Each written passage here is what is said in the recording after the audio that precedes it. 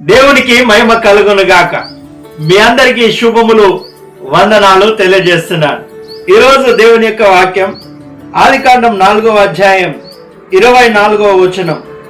ఏడంతల ప్రతిదండన కయీను కోసము వచ్చిన ఎడల లేమెకు కోసము 70 ఏడంతలు వచ్చునని.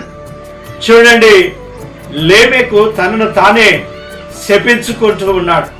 ఇదిగో కయీను మీద వచ్చింది కాబట్టి నా మీద కూడా వస్తుంది, ఇక నేను కూడా శపించబడతాను అని చెప్తూ ఉన్నాడు. ఈ వాక్యం ద్వారా దేవుడు మనకు నేర్పిస్తున్నటువంటి పాఠం, యేసుక్రీస్తు ప్రభుల వారు ఈ లోకానికి వచ్చి ఆయన జీవించి ఉన్నటువంటి కాలాల్లో మత్తయి సువార్త 18వ అధ్యాయం 21వ వచనం, 22వ వచనం, 23వ వచనాల్లో యేసు ప్రభు చెప్తాడు, ఒక సహోదరుని మీరు క్షమించాలి. ఎన్నిసార్లు క్షమించాలి ప్రభు అంటే 7 మట్టుకు కాదు, 70 ఏడంతలు అతనిని నువ్వు క్షమించాలి, అన్ని సార్లు క్షమించాలి అంటున్నాడు.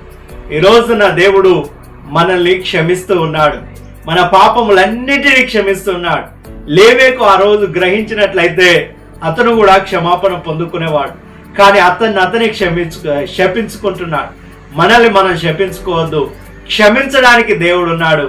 70 ఏళ్ల మట్టుకు ఆయన క్షమిస్తూనే ఉంటాడు.